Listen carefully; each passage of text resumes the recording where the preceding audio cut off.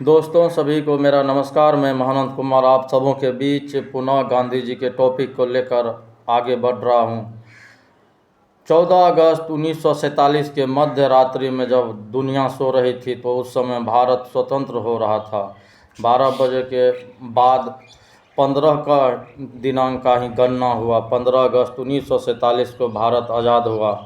उस आज़ादी ने दो खेमों में राष्ट्र को बांट दिया, एक पाकिस्तान और एक भारत। उसमें कुल मिलाकर 300 सदस्य थे, उनमें से 6 सदस्यों की महत्वपूर्ण भूमिका थी। इनमें से 3 महत्वपूर्ण थे, एक जवाहरलाल नेहरू, एक राजेंद्र प्रसाद, एक वल्लभ भाई पटेल। इन्होंने पूरे दुनिया को दिखा दिया कि आज़ादी क्या होता है। दिन रात एक करके पूरे देश को आज़ादी के उस मोड़ पर ला के खड़ा किया जहाँ से स्वच्छ हवा प्राप्त किया जा सकता था। देश में पूरे गर्मा गर्म माहौल था। उधर का कलकत्ता में हिंदू मुस्लिम की राइट हो रही थी। उसमें हिंदुओं और मुस्लिमों को समझाने के लिए महात्मा गांधी दिल्ली में नहीं रुके, वह कलकत्ता पहुंच गए। कलकत्ता में नियंत्रण किया और उस समय के प्रमुख नेताओं से मिलकर पाकिस्तान की मांग रख दी। बड़ा खेद हुआ। इस खेद में एक और महापुरुष ही मानिए उनको भी कि उस भिन्नता यानी कि देश के विखंडता को लेकर नाखुश थे, वो थे नाथूराम गोडसे। फिर क्या हुआ, कई बार उन्होंने गांधी जी को समझाने का प्रयास किया, क्योंकि गांधी जी के साथ मिलकर वो एक पुजगरी के रूप में था। गांधी जी के पूजा भी करते थे, उनके समर्थक भी थे, परंतु उन्होंने कई बार खाली पोस्टर, गांधी जी के पोस्टर पर अपने गुस्सा को दिखाना चाहा, उसको मारना चाहा। फोटो पर उन्होंने प्रयास किया।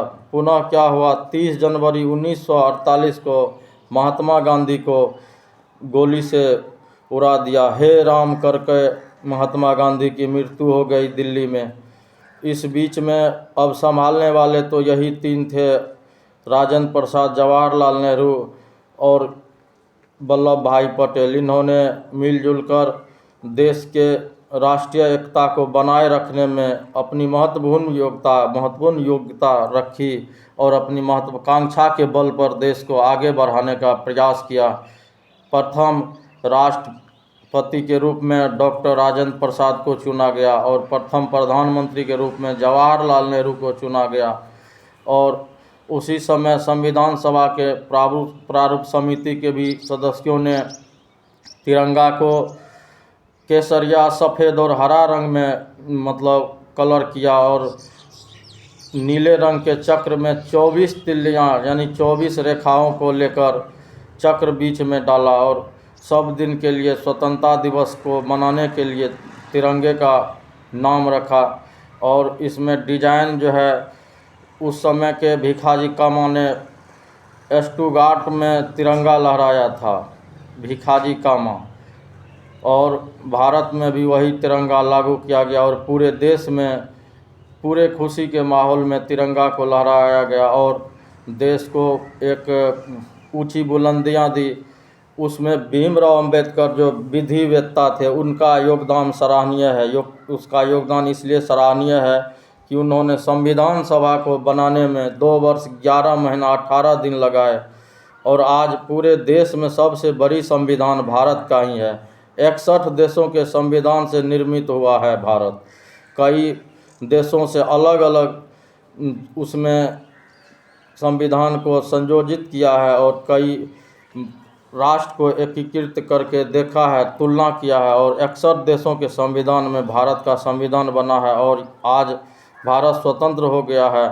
आगे के टॉपिक में और बताएंगे महात्मा गांधी से जुड़ी कुछ उपनाम। जय हिंद, जय भारत। इन्हीं चंद शब्दों के साथ मैं अपनी वाणी को विराम देता हूँ। आगे आप लोग लाइक एवं सब्सक्राइब करना नहीं भूलें, क्योंकि आपका सब्सक्राइब और लाइक मेरा मोटिवेशन कराता है।